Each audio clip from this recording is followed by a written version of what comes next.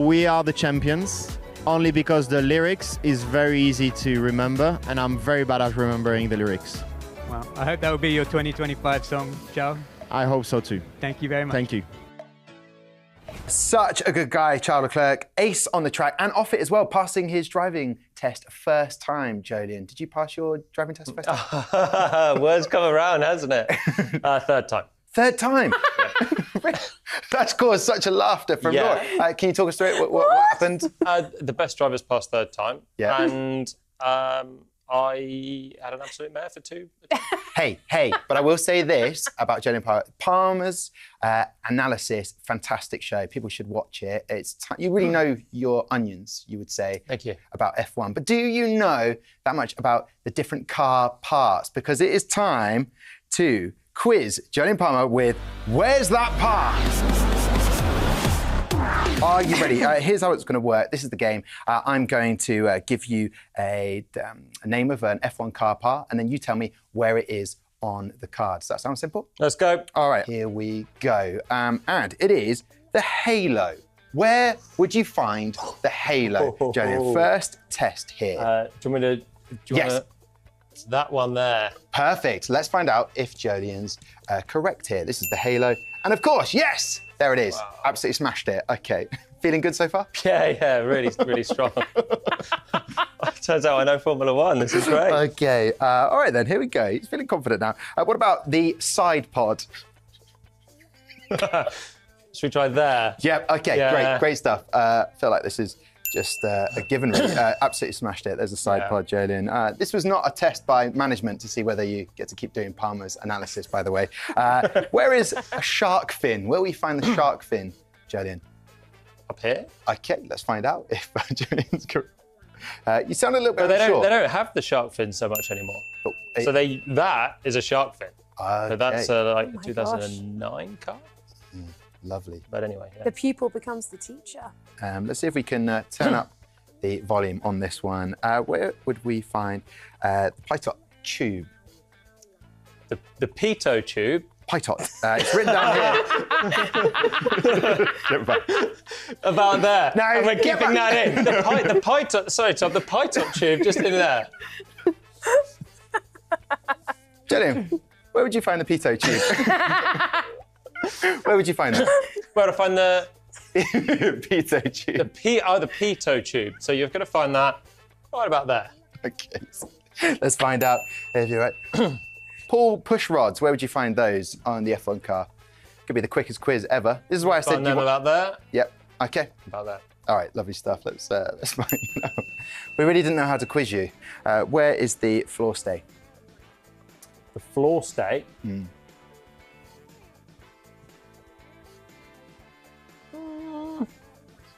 Let's try it about there. Okay, let's see. Oh, that one, yeah. Moving on, wing adjusters. So your wing adjusters coming, quick fix, change of the front wing, somewhere about there. Okay, that is right, so that's well done on that. He really does know his stuff. All right, last one. Where would you find the NRSC? It's part of, obviously these new regulations will change. Whether that will stay or not, we'll have to find out for that.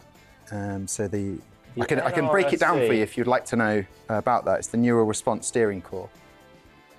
Yeah. Should we try it there then? Sure. I'm kidding, Jolien. You were so knowledgeable with the F1 car. I was going to say it was the fake AI-assisted steering system that predicts driver input. So it was just a little trick question. Oh, Jolien, come on. There we go. I was getting worried there at the end. The NRSC. Jolien, you've absolutely smashed that. Didn't he do well, Laura, Chloe?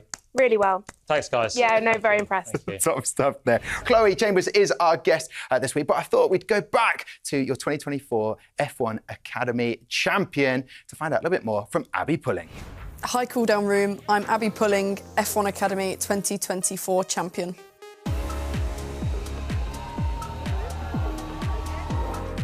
The one thing I'm most excited about this year is seeing if Jakesy gets a bit taller.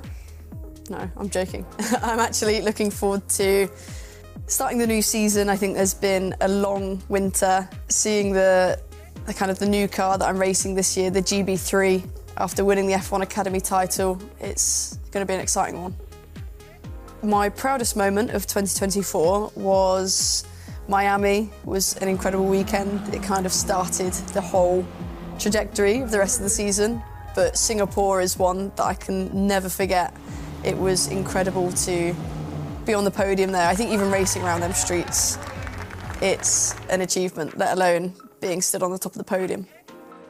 The first thing I thought of when I won the title was my family and friends and people who have helped me get to that point. My race team, I just wanted to thank and hug everyone. Although I'm there stood holding the trophy and crossing the line, it's everyone around me that's helped me get there. The most valuable piece of advice I've been given is it's a little saying, and it is, comparison is the thief of joy. Advice that I would pass on to the F1 Academy 2025 rookies is make the most of the opportunity that you've got. You've only got 2 years to prove what you're worth, and there's so many people that want to be in that position, so make sure to put 110% into it. I'm a firm believer in what you put in, you'll get out of it. Ah, great to hear from Abby Pullin there. And like we all are, she's looking forward to seeing if Alex gets any taller. That is brutal. That is brutal from Abby Pullin. Absolutely savage. Alex Jakes, we're obviously referring to, F1 commentator. We are. All right then, now, back to the action of the show. The next race is coming up fast. So any predictions for Japan? Guys, Japan is the next race. Jolene, looking forward to it? Yeah, always looking forward to Japan. It's fun, it's cool. I think Max is going to be really strong. I think a lot of chat about Red Bull generally, but I don't know, I just see them bouncing back. He's always good in Japan. Yeah, OK. Return of the Max is what you predicted in our post-show, didn't you? Exactly. I think people are writing him off too early. That's my feeling. Yeah, for sure. I think we've seen, obviously, the wet in Australia, then a different kind of track and a sprint weekend in China. I think we'll begin to see a bit more of the potential of some of the other teams as well coming into Japan. I'm looking forward to it. It's going to be mega. And Chloe, you will not be in Japan, but you're getting ready for Jeddah for the next F1 Academy. Looking forward to that race? Yeah, I mean, I'm looking forward to Jeddah. I think it'll be exciting to see how we all go with a lot of the new rookies on the grid. And then, of course, with the second-year drivers having already raced at Jeddah the year prior. So, I mean, we have 3 days of testing beforehand, the weekend of Japan, actually. So we'll just have to see then kind of how things stack up. And then, yeah, race weekend. All right, looking forward to it. Now, before we say goodbye, there was a secret challenge going on, ladies and gentlemen. Laura, you had a secret challenge. Any guesses? Nothing. I mean, I've seen her do a couple of little weird things, but That just could be Laura. Yeah. All right. Oh my God, absolutely savage. It can't be Laura just being weird, can it? Laura. That's just me. Yeah. It was. Be weird. Could you finally reveal? Because we've got no idea. Yeah, I have been mimicking a co-host for this entire show. Oh, It's Julian Who? Palmer. You've been mimicking me. I would never in my life sit like this normally, especially on television with my legs like this. Have you not noticed your co-host, Jolene? Look at that. Have you done it? You've been sitting like me. Yeah. That's the challenge. Mimicking you. How many different ways can you sit? What other things have you been doing?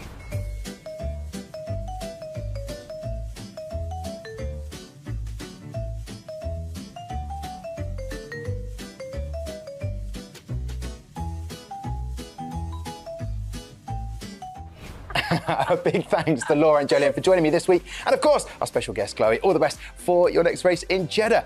We'll catch you next week for more Cool Down Room. And here's something to get you excited for the Japanese Grand Prix. A fabled circuit.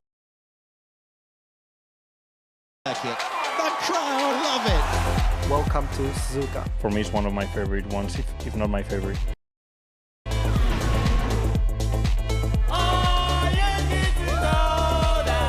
Max, go!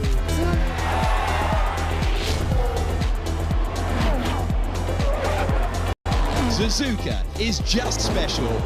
What a drive. Let's go, guys!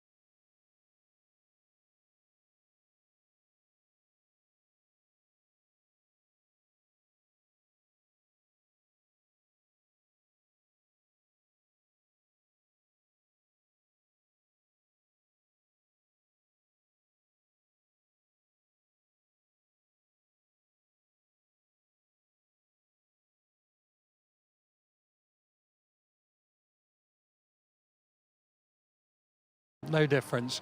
And then Max is steering it one little oversteer, and the rest of it just so smooth and everything, whereas Charles was fighting that car, he was driving it hard. So those are the sort of nuances you need to look for to really try and understand where everyone is.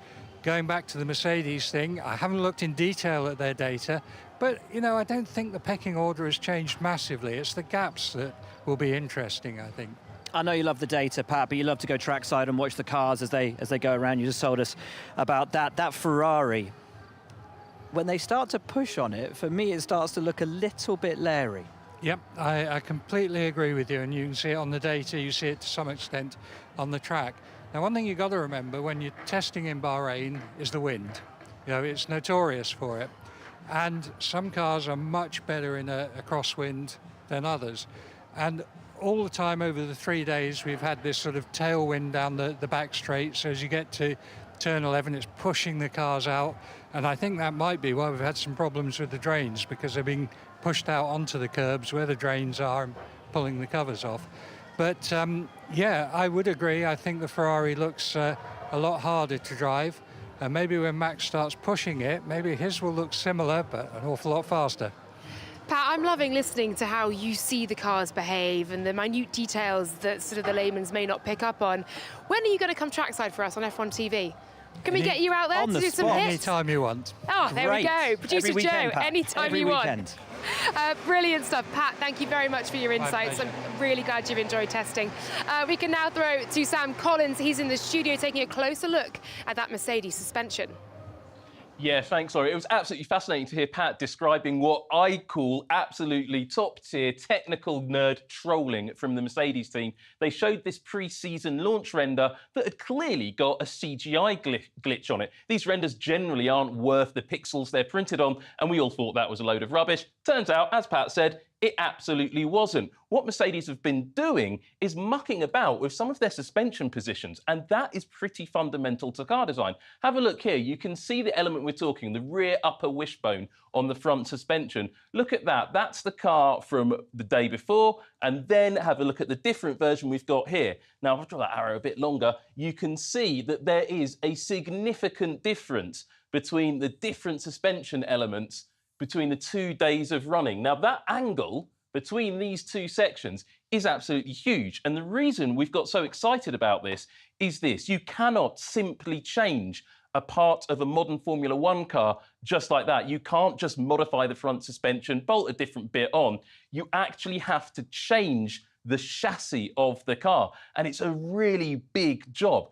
Mercedes clearly have designed this new car with this in mind. And I think James Allison was playing it down a little bit, because you'll see here, there's a big old lump on the chassis where you can see very clearly here where the team have bolted on a panel to allow different suspension positions to be experimented with. So on this version, you have the suspension arm coming in down here, but on the version they used earlier on, you can see it up here. Now, could they have one that goes in the middle? Who knows? But this is a big change, because you can't just bolt a section into a Formula One car monocoque like that. You have to do all sorts of structural stuff inside the car like that. And it's a hugely big engineering job. So I think Mercedes are going to be playing with this quite a lot more as the season goes on. Laura, I can see you're with the whole crew back there in Bahrain.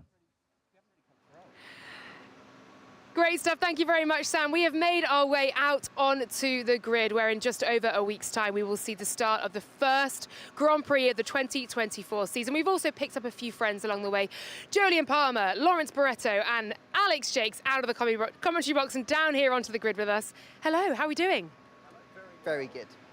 More locations, more people. The show is packed. What?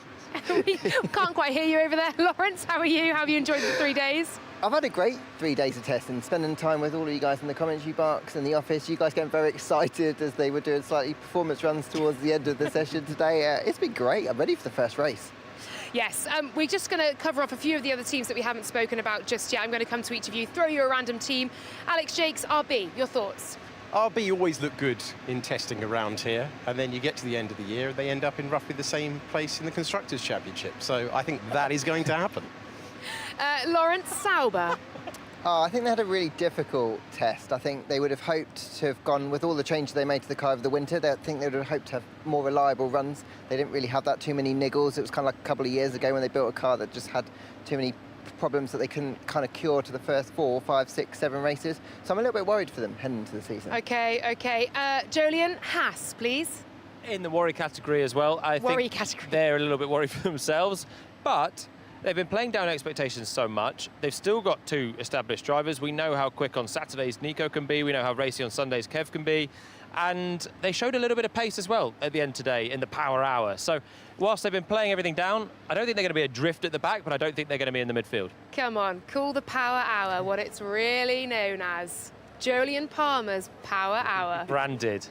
Branded with copyrighted, graphics. and that's it, every year now. We've got, we should have a buzzer for it or something. Will Williams, of course. Difficult start.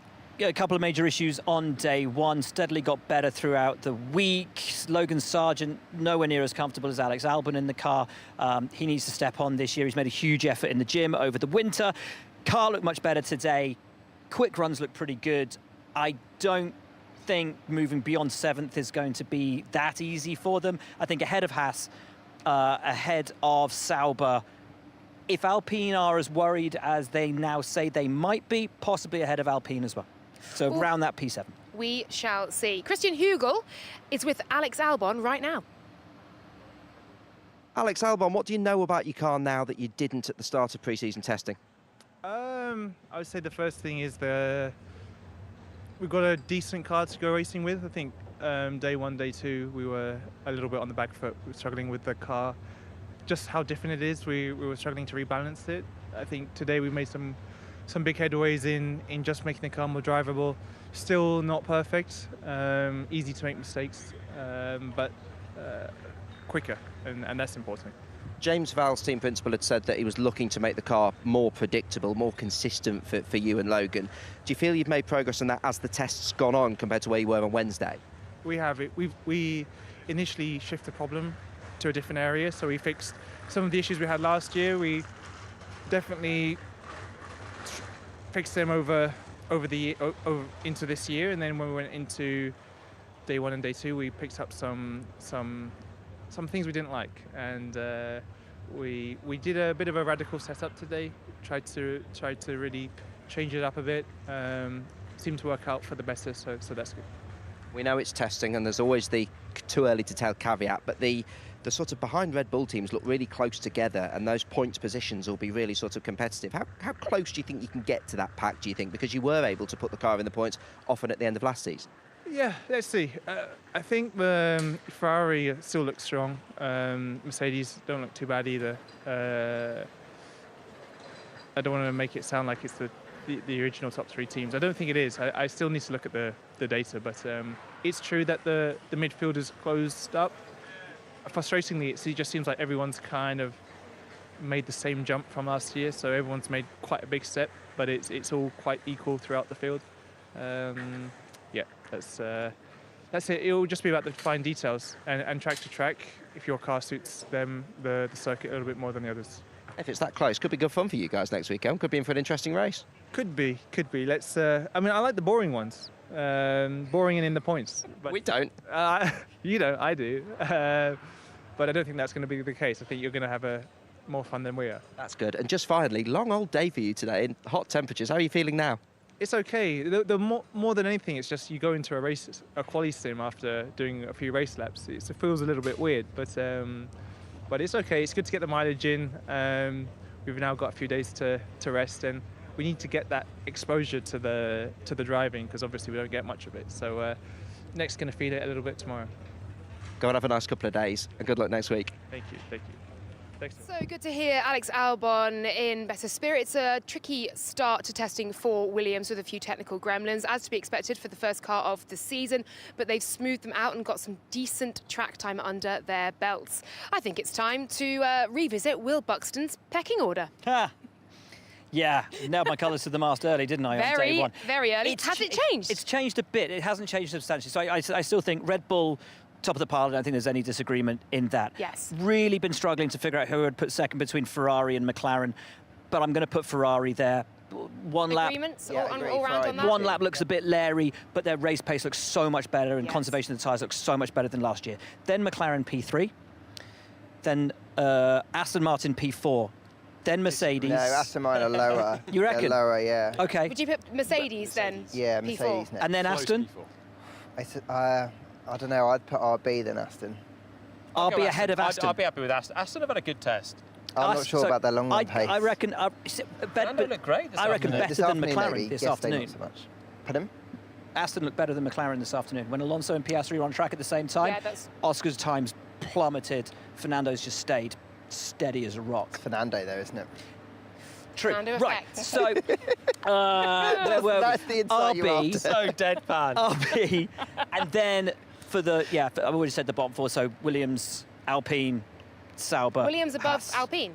Just. Okay. I think that's too punchy for Williams. Okay, that's cool. I think they've come with high expectations, and as the test has gone on, actually from quite early on, I think they've thought, like Alex Albon actually just said, everyone else has improved so much, so the gains that they thought they had, they're looking around, and everyone's quite happy with their own performance, but you look around, and when everyone's happy, then it means the game's moved on, and I think Williams, maybe that's a bit punchy.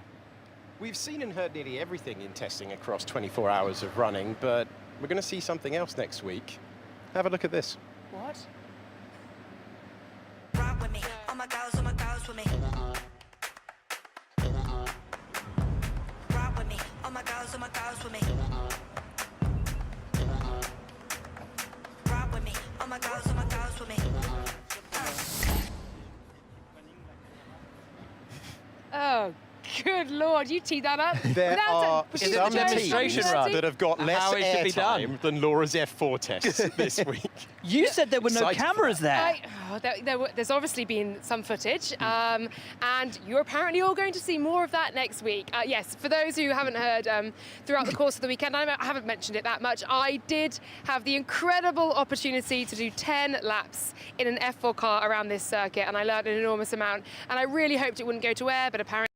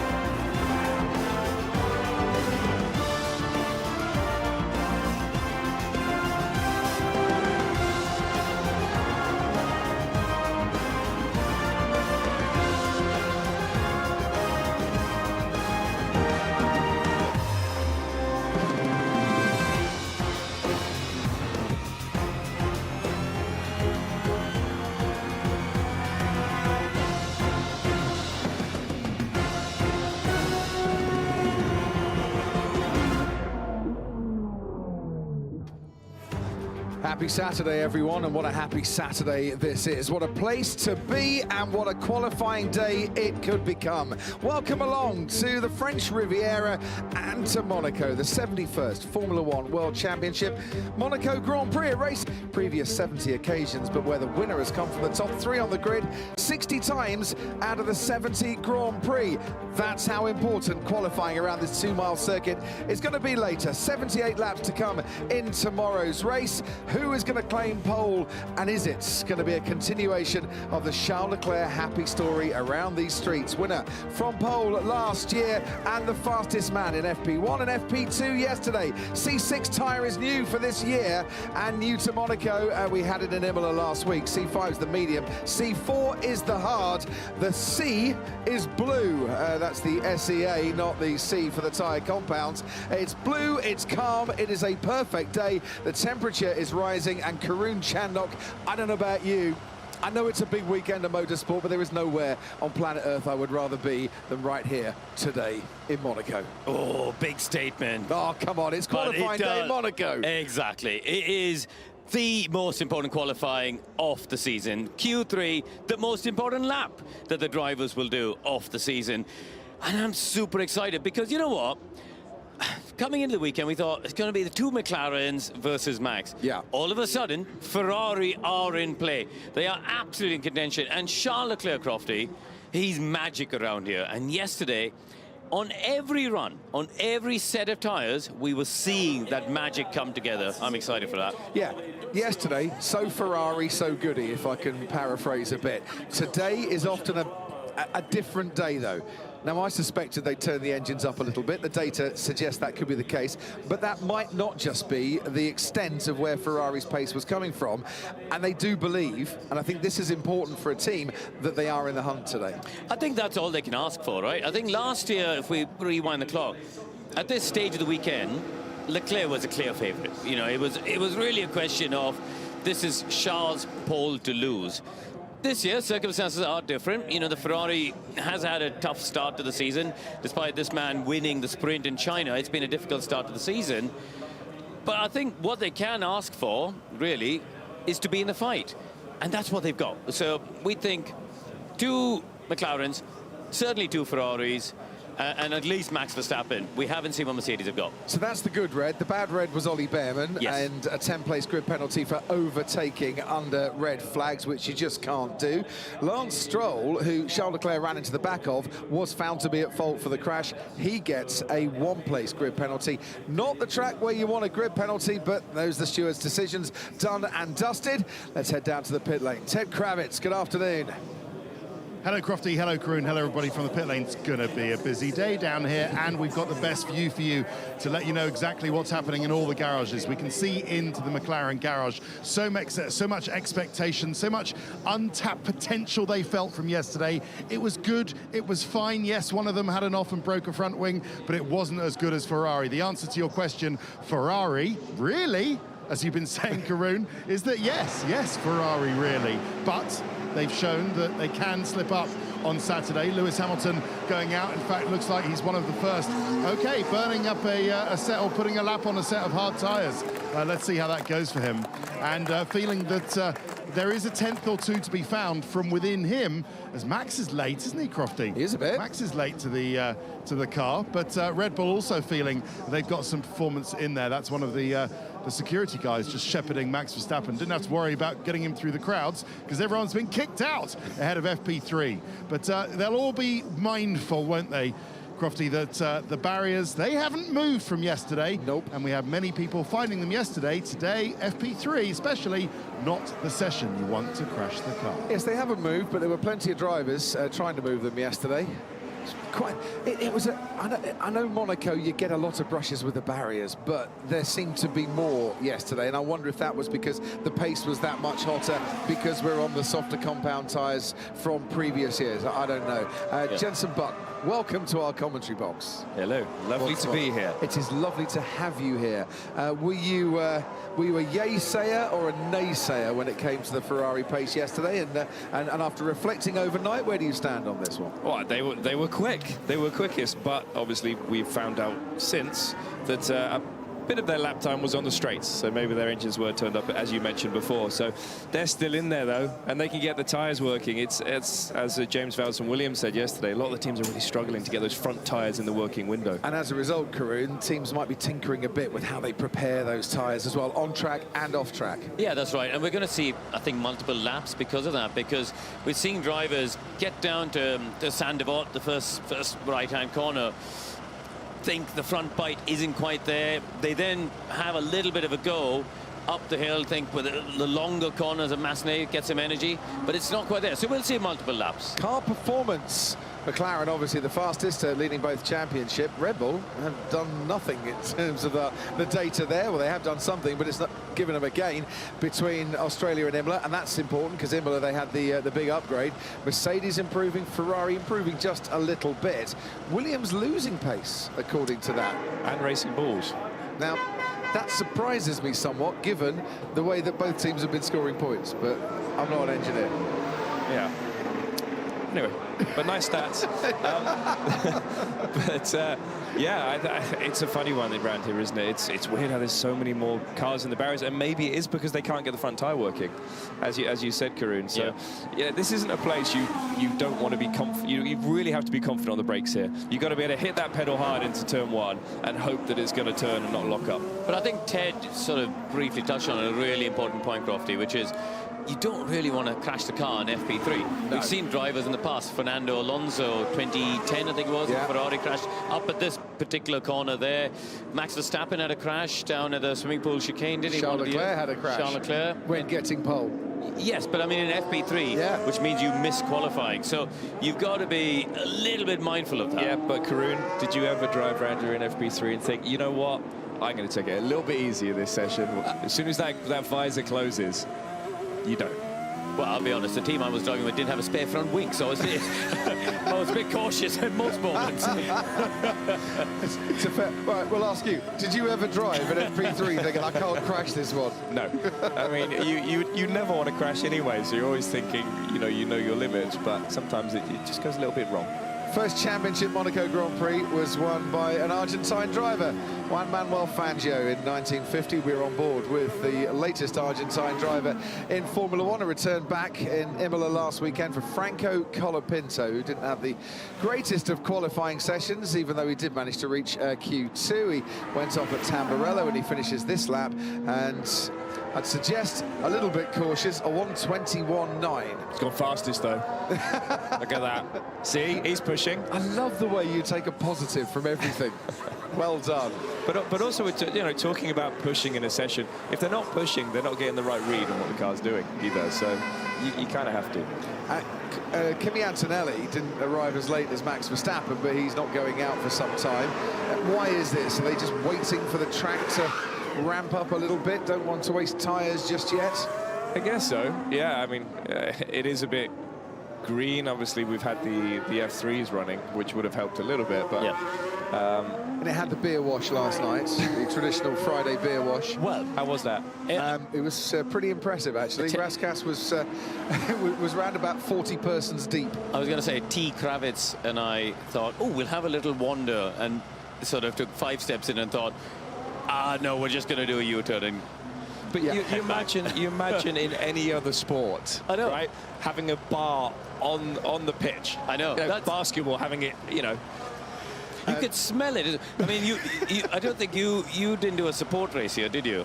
In your junior career? No. I did World Series by Renault one year, and we had a free practice session. I think it was 7:45 a.m. because they just shoehorned in the schedule. The people were still going home. You could smell the beer as you were driving through Raskas at the swimming pool. Oh, lovely. It's quite the experience. I had to push through it on the way to the coach, and I almost missed it last night as well when we came back. But there are no such troubles today, and look at that. Franco Colapinto keeping out of the way very nicely indeed for this man Liam Lawson to carry on his push lap. Lawson yesterday top 5 for Racing Bulls, who confirmed to me, yes, they did have the engine tweaked up a little bit. Nonetheless, confidence boosting for the young man from New Zealand. Yeah, he needs it, doesn't he? It's been not been the easiest year in Formula One, but lovely to see him put in a good lap yesterday. And it was his teammate, actually, that had the incident. Yes, it was. Right, into the daylight we come once again, dropping down to the Nouvelle chicane. That's where his teammate hit the wall with his rear tyre on the left yesterday. No such problems for Liam Lawson, and through to back he goes. But it generally felt like one of Liam's better days at Racing Bulls, wasn't it? Like he was there or thereabouts, and you know, through practice, and seemed to be developing the pace with every run quite nicely. So it's a funny one for Liam Jensen, isn't it? Because last year he looked good when he was dropped in it alongside Yuki. His confidence after the Red Bull experience must have been on the floor, but the talent is still there. It's just want to see if he can rebuild that. That's the thing, waking it up again, isn't it? Because if every time you get in the car you think, I have to beat my teammate this weekend because he's trounced me over the last few, it's really, really difficult. You need to be able to just arrive and think, you know what, I'm just going to go out there and do my best and forget about the rest of what's going on in the world around. But it's tough. Father, son, and new superstar down at Mercedes. You had the privilege of being the boss. You bring the family to work. Well, nice. Yeah, and young Jack Wolf is now in karting, isn't he? So Mercedes 2040 driver, maybe? Who knows? Give me a better watch out then, to be honest. He'll still be around, won't he? Correct. Just to pick up on Liam Lawson, though, just remember back to his F2 days, 2021 here, where he'd had an F2 sprint victory. Yeah, I know he was disqualified and it was an illegal throttle map and that, but we know he can go well around here, and he's proven that in the junior formula. And the track is very low grip, as you would expect, which explains why people are staying in the garages for some time. But you know what? It doesn't get better if everyone stays in the garage. It just gets hotter. Yeah, it's not magic, is it? No. But yeah, you say that, but every single week, that seems to be a theory, that it will get better if we just stay here for a little bit longer. Yeah, 20 years have passed since Williams last took a podium finish here in Monaco. Could they possibly have that on their CV by the end of this weekend? They were certainly looking strong yesterday. So Liam Lawson, fastest man, times from just him and Franco Colapinto. Lewis Hamilton went out in a set of hards just to scrub them in and then return to the pits.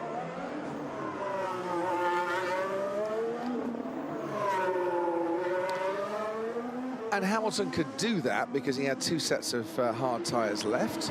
Charles Leclerc used up a set of hard tyres yesterday and then handed them back. So Hamilton just preparing, putting a heat cycle through the hards to use in the race. I'm surprised that with this, that's seagulls in the background. It is, isn't it?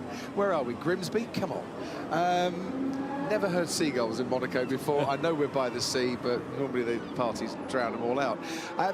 I'm surprised that people are actually touching the hard compound tyre before the race. It's mandatory 2 stops.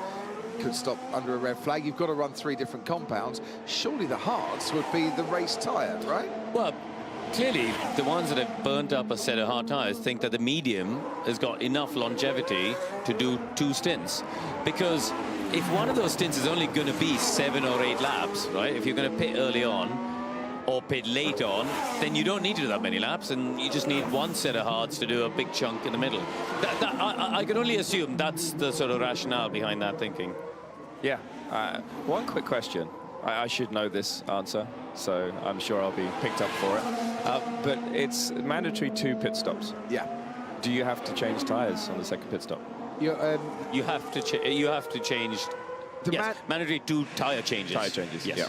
Liam Cunningham here, as he often is in Monaco, and in years gone by he would have been here with his great friend Eddie Jordan and enjoying a wonderful Monaco Grand Prix weekend. And this is our first Monaco without Eddie, and I have to say, for all the fun we're having and for all the brilliance that is Monaco, we really miss EJ here.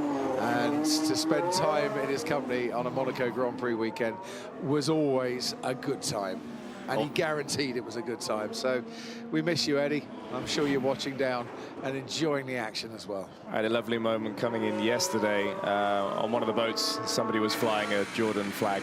Oh, it's nice to see. He'll be up there doing deals with God, won't he? Yeah. Every wheeler dealer. And he would tell me, Crofty, stop talking about tyres. But I need to talk about tyres. The ruling, and it is the first time this has been put into the regulations, is that you have to run 3 different types of, or 3 sets of tyres during the race. Yeah.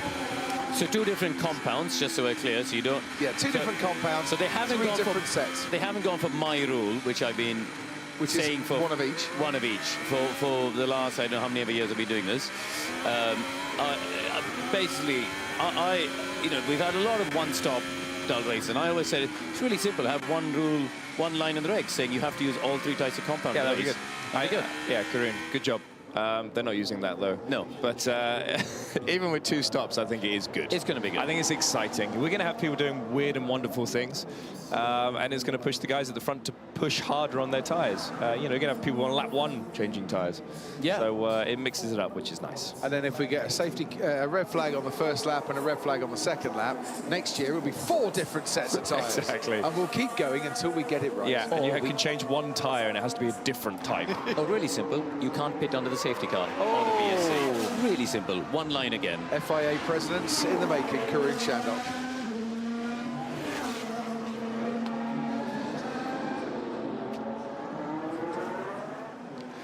Nico Hulkenberg has the quickest time, half a second clear of Isaac Hadger, who would just want to keep clear of anything metallic on the side of the track. Even though he had the pace yesterday, it was one of those Monaco days, wasn't it? Here's Esteban Ocon, going 6th fastest. Esteban Ocon finished and qualified 3rd previously here. Has a podium in Monaco.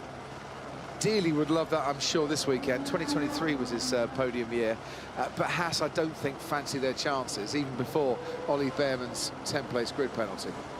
No, it's definitely not a race for them, it doesn't seem. But this is quite a weird, even though it's low grip. But Hadger to the line for 2nd fastest time. That's interesting. That puts Hulkenberg's lap into a little bit of perspective there.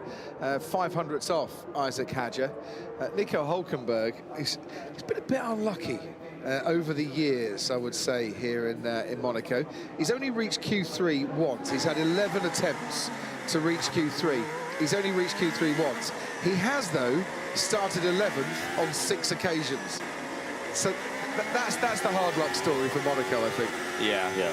I mean, 10th or 11th. I mean, but you're probably better off starting 11th. Remember when we used to have the tyre change? See, there you go, finding the positives once again. See, you remember when you were outside the top 10, you could run whatever you wanted at the start of the race. Tabac seems to get tighter every year, I see it. Well, Leclerc was amazing through there. I was just looking at some of the overlays compared to the McLarens or Lewis, and Tabac was the corner where Charles just carried more speed on the way in through the apex and on the way out. He is mighty around here, Crofty. Is it 3 poles so far, chasing his 4th Monaco pole this weekend, is he? Yep, absolutely. Charles Leclerc over the years has been on pole last year, on pole 2022, and on pole in 2021. And how many years? When he didn't start. How many years has he been in Ferrari? With Ferrari, 4. Because we didn't have a race in 2020 here. So every year. Every year, where he's been kind of right up there, apart from 6th in 2023. He was 2019 we were here, weren't we? We were here 2019, and he was at Ferrari then. Oh, right, so there you go, 5 then. I'm not going to disagree, it's Karun on numbers once more. Exactly. Well, only because I know he won his first race in 2019 in Monza. That podium was amazing. Well, there you go then. I'd completely forgotten that was 2019. 6 years ago. When you get to our age, well, my age even, Leclerc on the track now. Out of the tunnel, down to the chicane, heavy on the brakes, and then it's not just the stopping, it's the keeping it under control, and you're so busy on the wheel. It's sliding a lot. And I wonder, Leclerc a 10th down here. Hulkenberg setting his time on the medium tyre, by the way. Yeah. And we need to keep an eye on that, because will teams do what Aston Martin did last week and just keep back a set of the mediums to use at some stage in qualifying? Yeah, a couple of teams were testing it yesterday, weren't they? Williams actually was testing mediums and softs comparing. Oh, that's Nico Hulkenberg at the final corner. Has he hit the barrier? Oh, I think he stopped just at the... You can see the tyre marks. Yeah. Stopped just before hitting the wall. Wing looks okay, doesn't it? Yeah, it's just going to be... That was the reason for the yellow flag. So, yeah, Hulkenberg on the medium tyre. Keep an eye on that as we see exactly what happened. Oh, he was starting a lap. Yeah. That's strange, isn't it? So has he just lost it as he tried to put his foot down? Front inside lock up. Tyres weren't up to temp, I guess. threw it up there. Went straight on. That's what happened there. Just didn't have the grip. There's the Ferrari just zipping through, saying thank you very much. As one of the only two dads on the grid, I suppose, do you see a very sweet moment where Nico Hulkenberg's daughter came in the pit lane, looked up in the balcony, saw him upstairs in the engineering office, and just abandoned her mum, ran up the stairs to see Dad. It was very sweet. Love it. Lando Norris on a lap now. We'll go down to 10 in a couple of seconds, but let's just focus on this. He's done a 19.1 for the first sector, which is a 10th up. McLaren yesterday, I think, quite content with the way the day went, but knowing that they've probably got a lot more pace in that car to unlock. But if it's a car that benefits in a race by keeping its rear tyres, you know, cooler, then lack of extra ability to light those rear tyres up in qualifying should be the trade-off for that, which is probably why they're not quite as dominant on a Saturday as they are on a Sunday. And they're at great pains to state as well. All these accusations, we're cooling the tyres with water, with fluids, you know, with trick materials on the sensors. It's all a load of rubbish. We've just got good downforce at the rear and we're not sliding as much. The ride quality didn't look as good as the Ferrari yesterday. You know, even braking for Sandoval, it just looked like a bit more vertical movement. We saw Oscar have that lock up and go straight on. I wonder if, you know, again, they would have done some work overnight. I'm sure they've had someone working hard in the simulator, but that's one of the things that didn't look as good on the McLaren yesterday. Verstappen using up one of his 2 sets of mediums that he's still got left. Charles Leclerc's just done a 19 seconds dead for the first sector. Verstappen through the first sector has matched that. Leclerc's finding pace as the track will ramp up over and over and over again as each lap is completed. All 20 cars now on track, Crofty, so the 2 Mercedes, the last 2 to leave the pit garage. Is Alonso just left? No, Alonso's just in his garage still. Yeah, so he's coming, yeah. The front looked a lot stronger on that Red Bull than it did yesterday. Through to back, he was on the throttle before he hit the apex. And Leclerc goes quicker still. Lando Norris, Max Verstappen, 2nd and 3rd fastest. Hulkenberg holding up in 4th. Ted, let's head down to you. Yeah, just to follow up on that, Fernando Alonso still in the garage. I think he's the only one, Crofty, although Alpine are about to bring one of their cars in. Just checking on the Aston Martin, I can't see any, and there's no work going on